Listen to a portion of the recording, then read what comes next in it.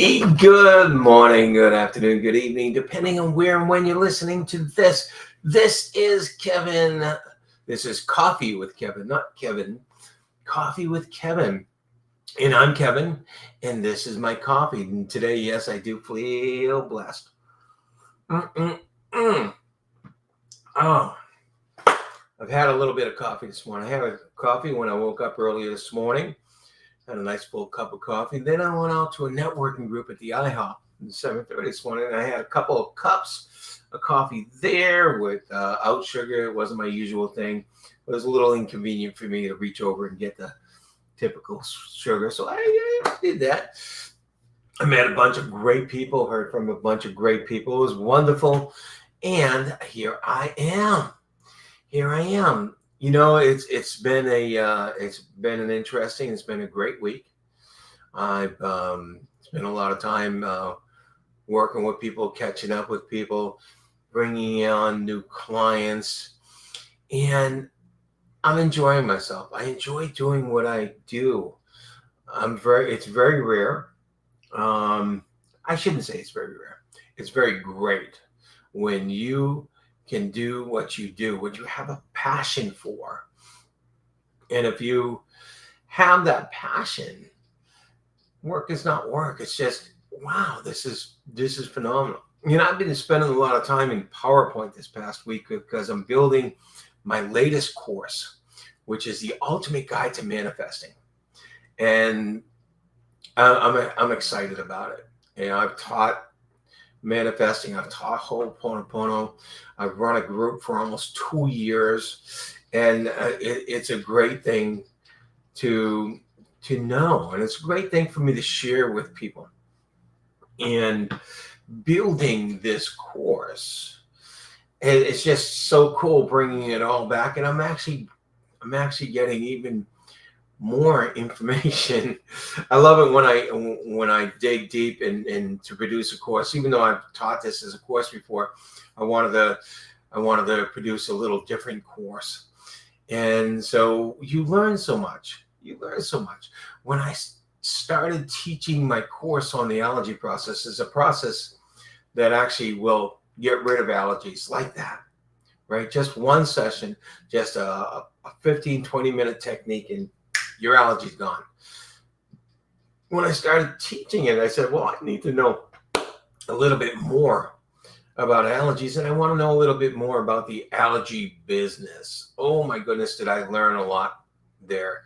So even though I knew the technique and I used the technique and I had taught the technique, you know, in various ways, when I wanted to formally teach it at a conference, when I was going to have a bigger audience. And this was several years ago because I've taught it many times since, and I taught it again last month.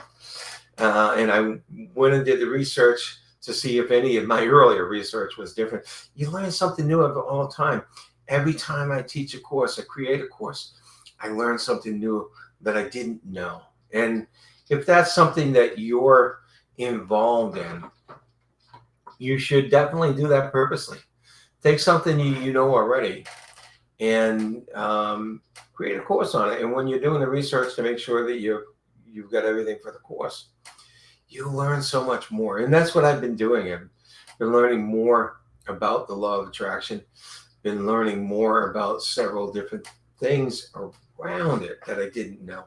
Now, my process, my methodology, that is not changed. Although I got to say that a few months ago, I realized that one of the parts of the methodology can be improved.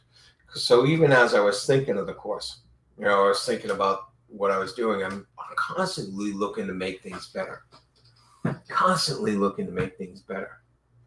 And that's just part of who I am.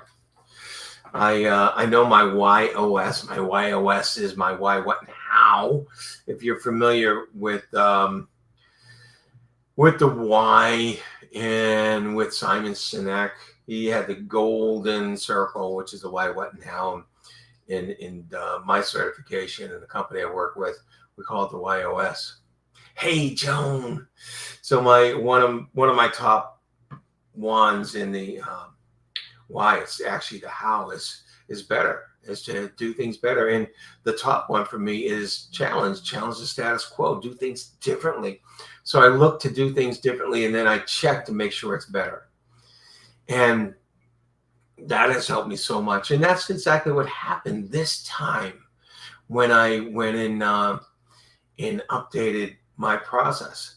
So my word to you on that is constantly be updating, or not updating, but be looking at what you're doing and can you do it better.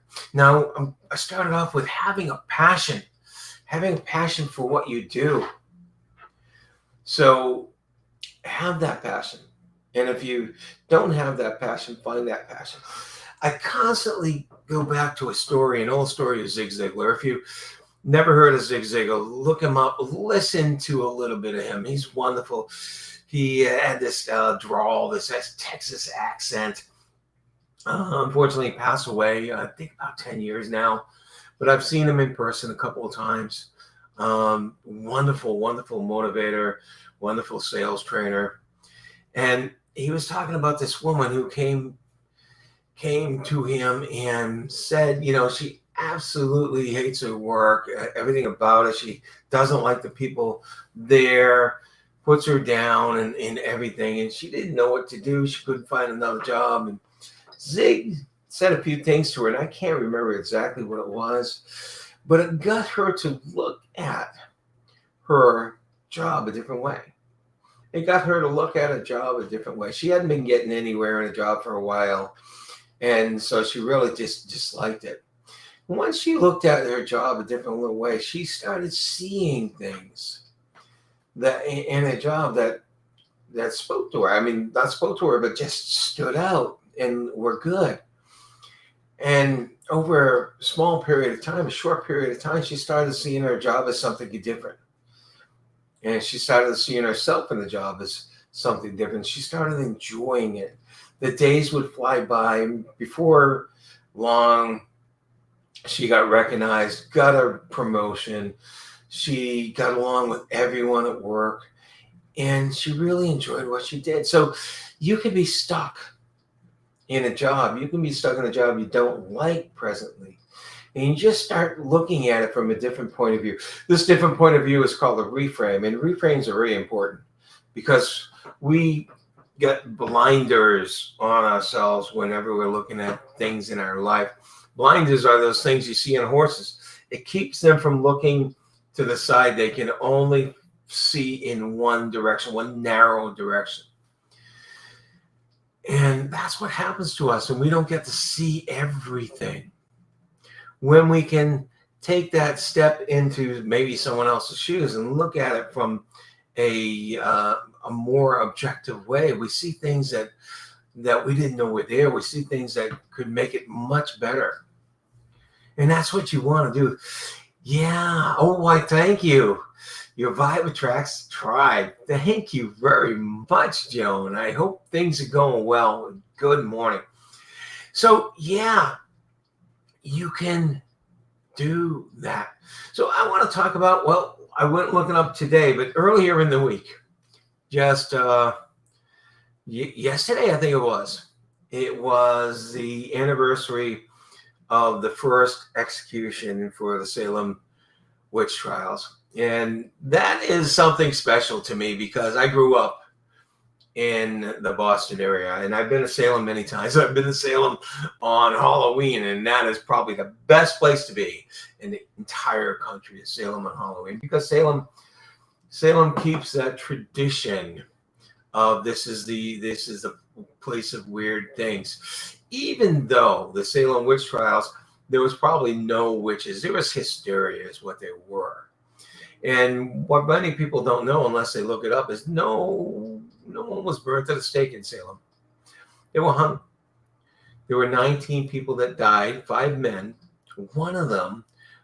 Only one of them wasn't hung, and he was crushed. And I don't recall why, but that sounds so horrid. So horrid. And this was started by a couple of young girls who, had this thing about this woman, and supposedly they were sick. And they said it was because of this woman or these people that were practicing witchcraft. And then you had these Salem trials, which were all, over dramatized, and so much so that when the state stepped in, they said, no more of this. You guys are not going to be doing any more trials, not executing anybody. But it was after 19 people were already killed.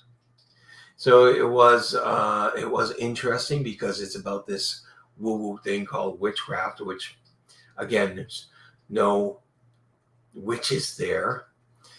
And unfortunately, it was a sad thing. We make this a spectacle, but it was a very sad thing that happened. And so many innocent people had to die. Anyway, I didn't mean to bring the vibe down, so I apologize for that. But that was an anniversary yesterday. So I want to talk about the quote for today, and I have my wife to thank about this quote because she sends me quotes every once in a while, and maybe that's why my energy is going, because the quote for the day is, the question isn't who's going to let me, it's who's going to stop me. So the question isn't who's going to let me, but it's who's going to stop me. I ran a campaign with webinars and all sorts of blogs, and it was called Unstoppable, and I still love the concept. Because when you get juiced, when you get motivated for what you want to do and you're all in, you become unstoppable. You become unstoppable. And by the way, the things that stop us the most are ourselves. When we're trying to get something done, when we're trying to really go for it. If you're an athlete, when you're at your peak and you're going for it, the only thing that's really going to stop you is yourself. Is whatever comes up in your head, whatever doubt comes up, whatever thing that says maybe you're not worth this, or maybe you're not good enough. That's the kind of stuff that stops us. When you have the motivation, when you have that growth mindset, a growth mindset says, hey, it's okay if I fail, as long as I learn from what I'm doing. And I can go back and I can try it again, this time with my learning. And sometimes we learn from what we're doing that, hey, this isn't the right thing for me. This is not going to work for me. And that's not a failure. We learn. What a growth mindset doesn't matter. It doesn't bother the person when they run into obstacles. They know that they're better than the obstacle. They know that they're better than this. And that's why it isn't who's going to let me. It's who's going to stop me. And when you can wake up with that attitude, who's going to stop me? I can do what I need to do. I can get it done. That's when you are unstoppable. That's when you are the winner. And that's what you want to be. This has been Coffee with Kevin. I want to remind you again, I have that free course out there, and I'll put the link in my LinkedIn and my Facebook, and I'm on Twitter too. And if I can find this on YouTube, I'll put my links in there for that free course on affirmations. Affirmation is if you're not using anything to try to reprogram some of that stuff that needs reprogramming, and we all have it, by the way. We all have bad programming. I was a software engineer for many years. I was in the software business. And when things didn't work right, it wasn't the equipment, us, it was the programming. What we've learned, what we've experienced, what we learned to believe, that's our programming.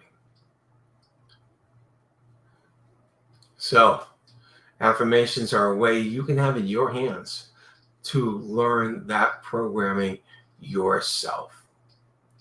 So look for in the comments, look for the link to that. And I'll be putting it out there. And you too. This is a free course. This is a free course, about 30 minutes of video. So you have to listen to me. You have to listen to my voice. It's broken up into small chunks. You don't have to listen to me 30 minutes in a row. And enjoy. Have a great day. Have a great week. And as I always say, it's in your power. It's in your control to make it a great day and make it a great week for yourself. Take care, all. Bye.